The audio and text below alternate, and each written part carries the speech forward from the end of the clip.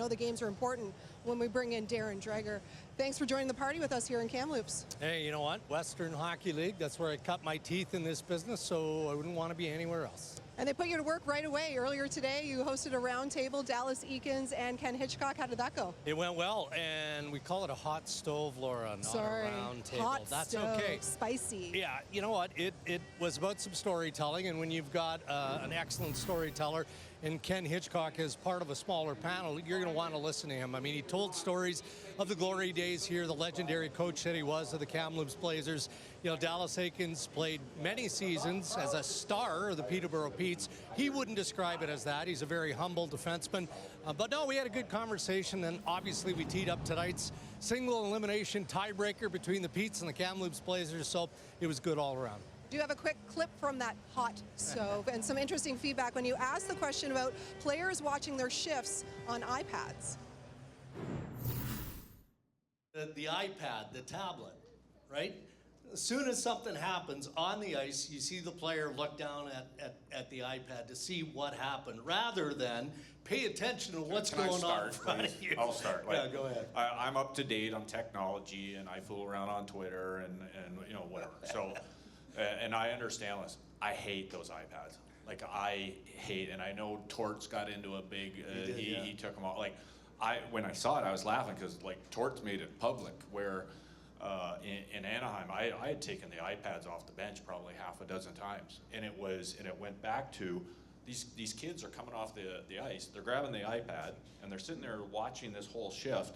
Meanwhile, 2 more shifts have gone on, and I think some of the best education in the game is, hey, you know what? I'm going to watch Mark Recchi on that shift, or I'm going to watch. Jerome McGinley on that shift. Like, what are these great players on the ice doing? They're sitting there watching themselves the whole time.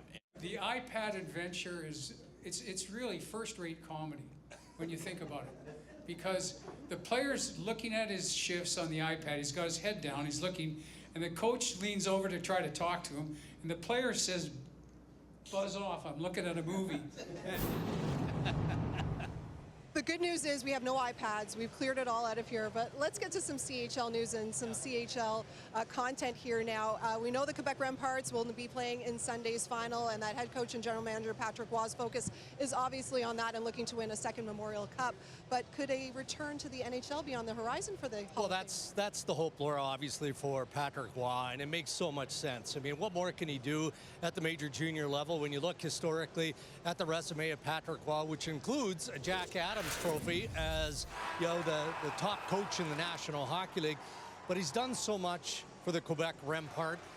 As a player, you remember the Vezina trophies, you remember the Conn Smythes, you remember the Stanley Cup championships with the Colorado Avalanche. I know that there was a discussion with the Columbus Blue Jackets, and I know that the Columbus Blue Jackets at that point, not that long ago, were interested in Patrick Waugh. They haven't named an NHL head coach just yet in Columbus. There's speculation around the New York Rangers with Chris Drury as the GM.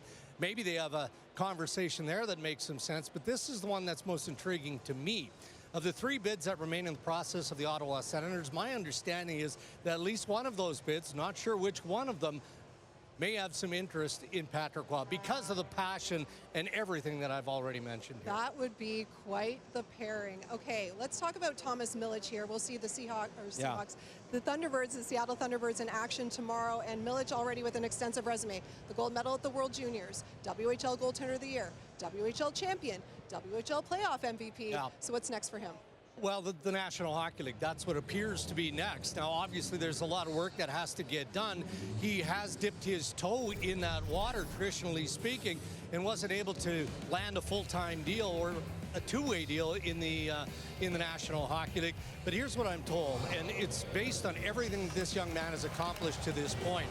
Better than half, Laura, half the National Hockey League is interested in signing Thomas Milic to an entry-level contract. There's no guarantee that he's going to crack an NHL lineup. You know, he's a smallish goalie at 6 feet, but he is a gamer, and the closest comparison from NHL sources is Dustin Wolf, who's in the system of the Calgary Flames, and we know how well he's done as a 6-foot even NHL goaltender. So there's plenty of promise in Thomas Milic. I'd imagine he adds a Memorial Cup to that resume, which would be the for Seattle. Okay, last but certainly not least, when we came out of the pandemic, came out of COVID, the CHL wanted to get into a rotation basis. So all three of the leagues could host the Memorial Cup. Last year with the Q, it was in St. John. Yeah. And then here we are, WHL with Kamloops. Next year, OHL takes over in Saginaw. So will that rotation, though, continue beyond that? Well, there was some discussion as to whether or not they would continue that rotation, and the hard answer is yes, they will.